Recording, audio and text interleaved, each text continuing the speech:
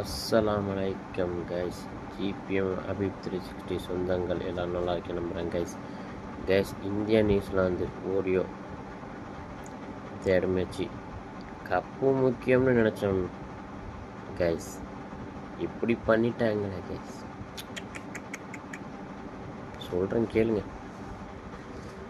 என்னடா 337 run India toss win பண்ணி 337 run New Zealand அடிச்சிட்டாங்க கைஸ்.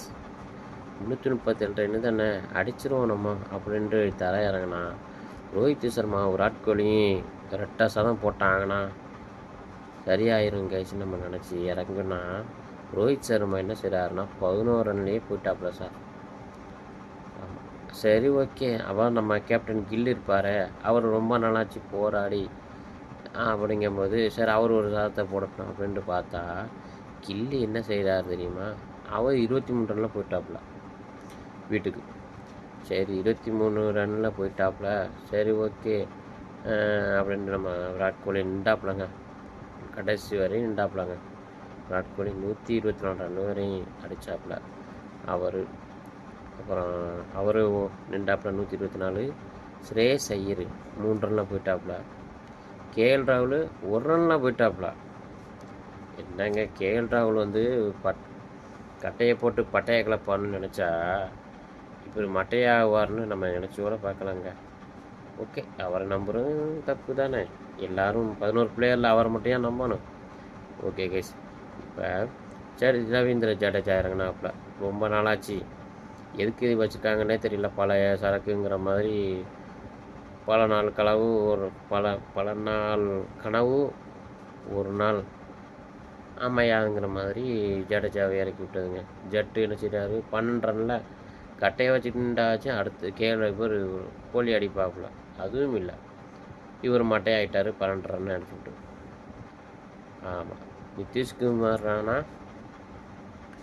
அவர் தாங்க மின்னல் வேகத்தில் ஜன்னலை சாத்துற மாதிரி 52 ரன் அடித்தாப்புலங்க கைஸ். 52 ரன்னு. சரி ஓகே. விராட் கோலியும் ராணாவும் சேர்ந்து, ஆனால் ஆல்ரவுண்டர்னு தானே பேர் கொடுத்துருக்காப்புல நிதிஷ். இவர் ராணா. சரி ஓகே.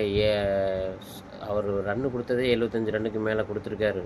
அந்த ரன்னை அவர் அடித்து கொடுத்துருவார் அப்படின்னு நம்ம சந்தோஷமாக எதிர்பார்க்க போகும்போது தான் கைஸ் 52 ரன்னில் போயிடுச்சு.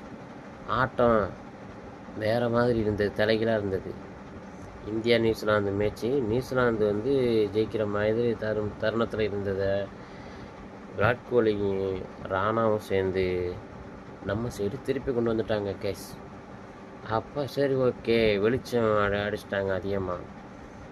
டார்ச் லைட் அடித்தது யாருன்னு கேட்டால் விராட் கோலியும் ராணாவும். ஓகே, ஏன்னா நிதிஷ்குமார் ரெட்டி 53 ரன் அடிச்சுட்டு போயிட்டார். என்ன அதனால் இவர் ஒரு 50, அவர் ஒரு 50, இவர் ஒரு 100 அப்படிங்கும்போது சரி ஓகே 300 வந்துடும் அப்படிங்கிற மாதிரி டார்கெட் போட்டால் ராணா போயிட்டாப்புல.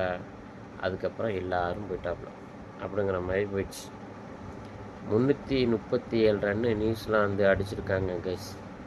ஆனால் பட்டையை கிளப்புற மாதிரி ஒரே ஓவரில் 2 விக்கெட்டை எடுத்துட்டாங்க. இதில் வேறு ஹாட்ரி விக்கெட்டுக்கு லாஸ்ட்டு பாலுக்கு எதிர்பார்த்தாங்க கைஸ். நம்ம ஆள் பிடி கொடுக்கல. ஆமாம் கைஸ். இப்போ வந்து என்ன ரன்னுன்னா வந்து 42 ரன் வித்தியாசத்தில் 41 ரன் வித்தியாசத்தில் வந்து நியூசிலாந்து ஜெயிச்சிருக்காங்க கைஸ்.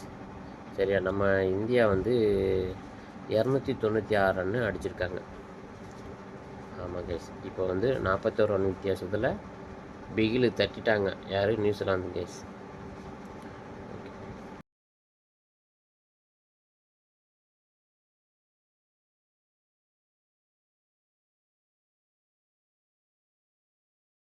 அஸ்ஸலாமு அலைக்கும். இந்தியா நியூசிலாந்து வெல்லப்போவது யார்?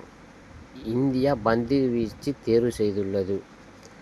இந்தியா ரன்மலையை நியூசிலாந்து மாட்டாங்க. டோட்டல் 337 ரன் அடிச்சு 8 விக்கெட்டு. 4 பாலில் 5 ரன்.